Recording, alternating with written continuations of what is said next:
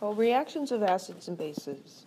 We've already talked about neutralization reactions, where you have an acid and a base, and what we learned to do is to predict the products by doing that double replacement thing, separating them into ions, switching the partners, right? And if you do that, you end up with water and KCl.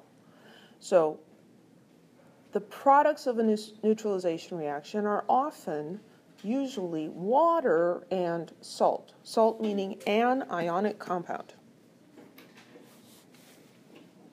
And then if we look at the net ionic equation for that, we're going to usually get hydrogen ion plus hydroxide ion is going to form water. That's the net ionic equation.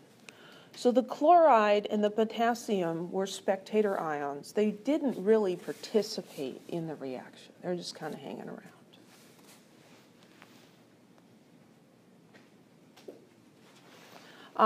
If you get an acid and react it with a carbonate or a bicarbonate, a hydrogen carbonate, then you're going to get one of those gas evolution reactions. You're going to get water, carbon dioxide, and again, a salt.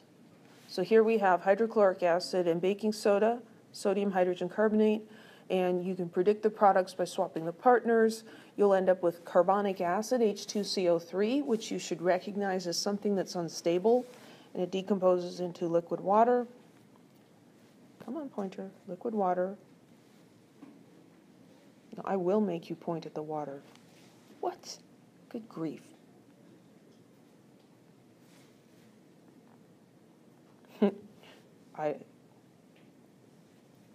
Am I making this up? I can't. Okay, I give up.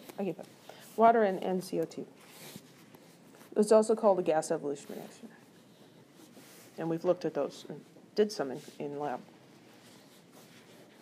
So we should be able to write equations for neutralization reactions.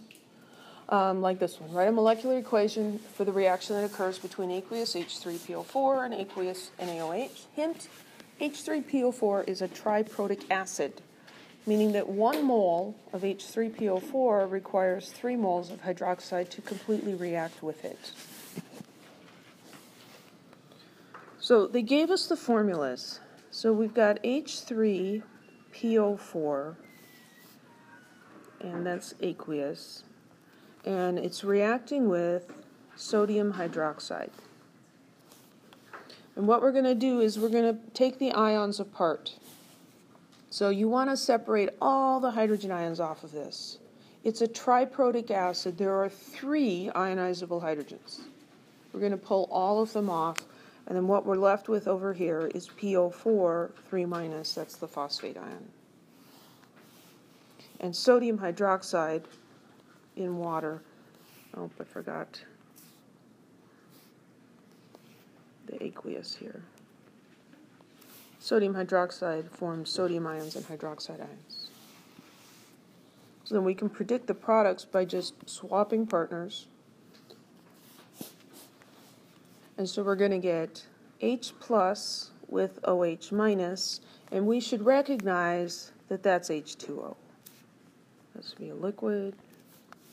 And then we're going to have sodium ion and phosphate ion. And we look at the charges, and we see that it needs to be Na3PO4. And if you look at the solubility rules, this is going to be aqueous. Most salts that form in an acid-base neutralization reaction are going to be aqueous. And then we need to balance it. 3 hydrogen ions here. Each of those is going to need a hydroxide ion. So you can kind of think about it that way, or look at the big old hint up here. You're going to need 3 moles of hydroxide. We're going to need a 3 here. You can also look at the sodium here.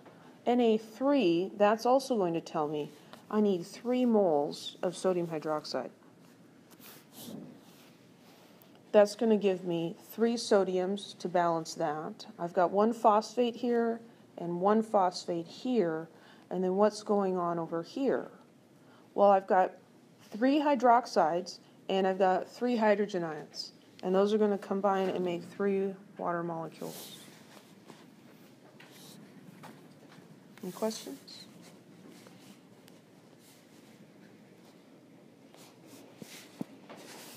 So we mentioned earlier that acids dissolve many metals, and we've seen some of this in class.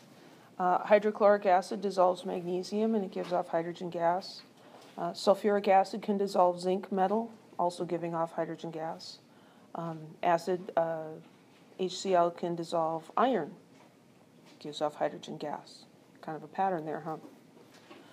Not all metals react with acids, though.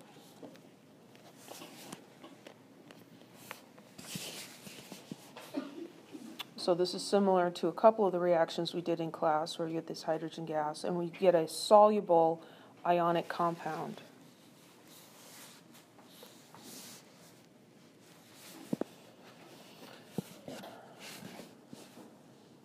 If you have an acid reacting with a metal oxide, instead of getting hydrogen gas, you're going to get water and salt. And you can also predict these products by just swapping ions. So HBr and this metal oxide, well, you've got hydrogen ion and bromide ion, and you've got magnesium ion and oxide ion. And if you just blindly swap partners, H plus and O 2 minus, well, this maybe looks weird, but what would you do if you're making an ionic formula? You'd need 2 hydrogens and an oxygen, and so you'd write H2O. And here you're going to get magnesium 2 plus and bromine minus, and so you're going to need two bromides, and you're going to and GBr2. So you can predict the products here just using that, take them apart into ions, swap the partners, put them back together. But this is what acids do with metal oxides.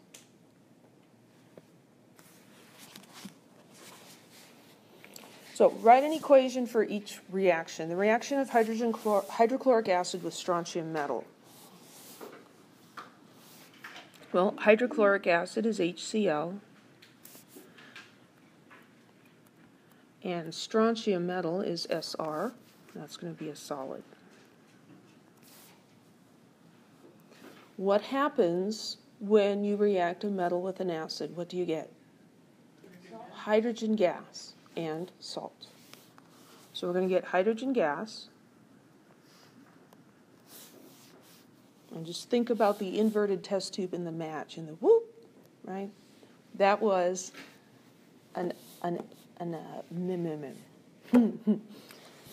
oh gosh.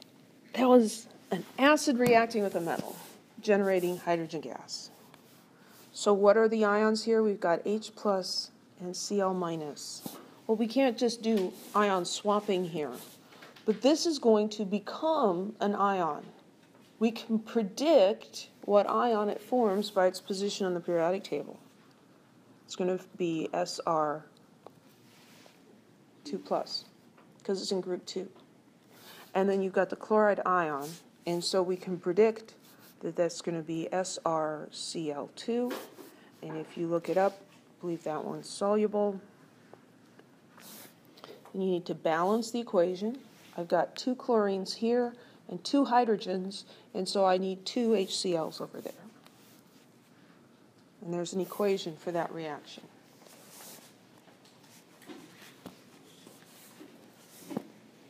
The reaction of hydroiodic acid with barium oxide. That's just like a vowel mess in there, isn't it? Hydroiodic. The prefix hydro tells me that this is a binary acid. It's just hydrogen and another element. Iodic, it's got to be iodine. So that's Hi. Hi. Kind of like no. Hi, hydroiodic acid with barium oxide. Barium is a 2 plus ion, oxide's a 2 minus ion. Would not expect you to be able to predict that, the state of that, but it would be a solid. So you put this acid with the barium oxide. How do you predict the products? It's a double displacement. Separate into ions, swap the partners. So you've got H plus and I minus, and you've got Ba2 plus and O2 minus. Swap the partners. H plus, O2 minus. I need 2 hydrogens and 1 oxygen.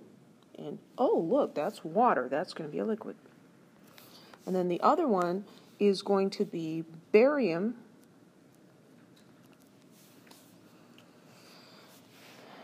That's what the doctor does if he can't helium or curium. Barium. Sorry.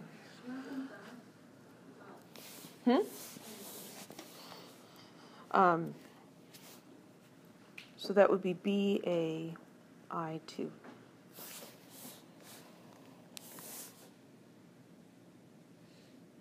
Barium iodide. I think that one's going to be a solid.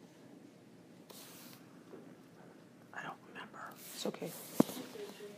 Is it aqueous? Thank you. I know barium sulfate is a solid. It was lead and silver with the halides. That's what it is. And then to balance this, we're going to need a 2 of them. Any questions? So, this is what we were doing before. Exactly. A lot of this is just kind of circular, and we keep coming back to it. So, writing equations, most of the ones where we would ask you to predict any products are going to be of this double displacement form, where you look at the individual ions in both of the compounds, you swap the partners, and see what you come up with. So if you're not sure what to do with an equation, that's the first thing you should try. Swap the partners. Base reactions, the most important ones are those of reacting with acids. Those are neutralization reactions. We've already covered those. There's only one other kind that we're going to cover in 3A, and that is sodium hydroxide or any actual base reacting with aluminum. Aluminum is one of the few metals that will dissolve in a base. And we did this in lab. Do you remember we tore up the foil into little pieces? We added potassium hydroxide, and it bubbled and fizzed. It released hydrogen gas, and it formed this messy-looking ion, which eventually we played around with and added more stuff to it, and we turned it into alum. So aluminum will dissolve in bases. That's one of the reasons, when you're doing cleaning at home, ammonia is a base, and you can buy ammonia-based cleaners. You don't want to use those on aluminum because they can pit and discolor and corrode the aluminum. So you got to watch out for that.